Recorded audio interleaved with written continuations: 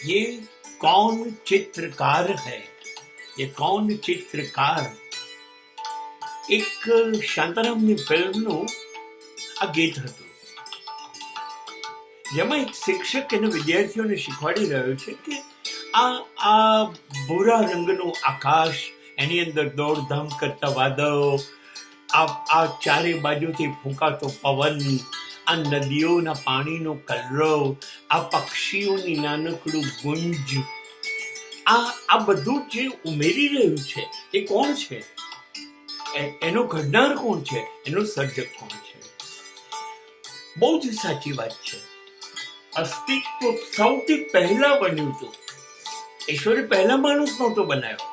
અસંખ્ય વખત ઈશ્વરે અસ્તિત્વ બનાવ્યું, જેની અંદર સમુદ્ર, આકાશ, પર્વત, નદીઓ, વનસ્પતિ, આ બધું બનાવેલું છે.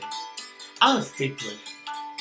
સાચું કહું ને તો તમે જુઓ તો સંબંધ માણસ પછી આવ્યો છે, તો એનું પૂર્વજ તો અસ્તિત્વ થયું, તો એને અસ્તિત્વ જોડે સંબંધ રાખવો જોઈએ. એનું એક કારણ. અને બીજું કારણ એ છે કે અસ્તિત્વનું બીજું નામ ઈશ્વર છે, કેમ કે ઈશ્વરે બનાવ્યું છે, એટલે ઈશ્વરનું ઐશ્વર્ય કહેવાય. સાચી વાત તો એ છે કે માણસ ઈશ્વરના ઐશ્વર્યનો ભરોસો ન કરે તો ઈશ્વરનો કેવી રીતે કરશે? અને અસ્તિત્વ જે છે ને એમાં ઈશ્વરના બધા ગુણ છે. જુઓ તમે, અસ્તિત્વ વિશાળ છે, મહાન છે, અને મૌન છે, કશું બોલતું નથી.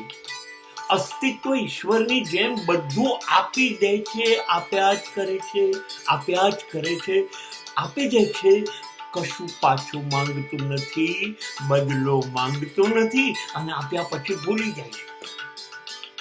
અસ્તિત્વની યાદ નથી રહેતું કે તમને સતત આપે છે અને તો કશું લેતું નથી.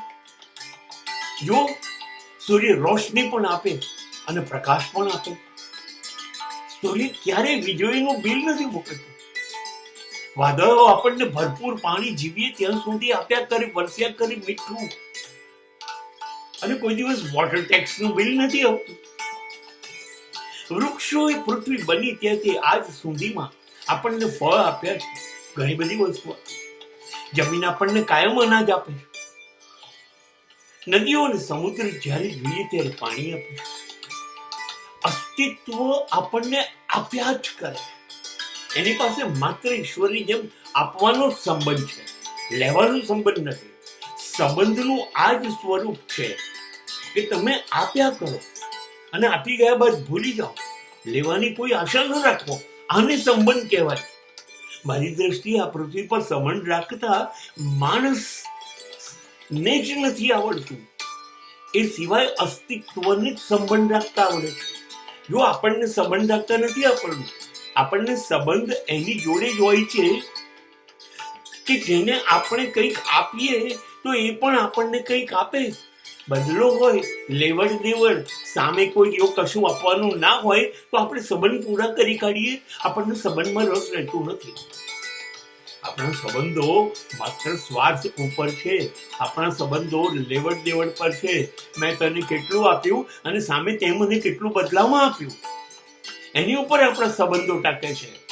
એટલે આપણા સંબંધો સંબંધ કહેવાય જ નહીં. એ સોદો કહેવાય, એ વેપાર કહેવાય, વિનિમય કહેવાય, એ ધંધો કહેવાય. સંબંધ એટલે આ ધરતી ઉપર, આ બ્રહ્માંડમાં એ માત્ર અસ્તિત્વ જ રાખી શકે, બીજું કોઈ ના રાખી શકે.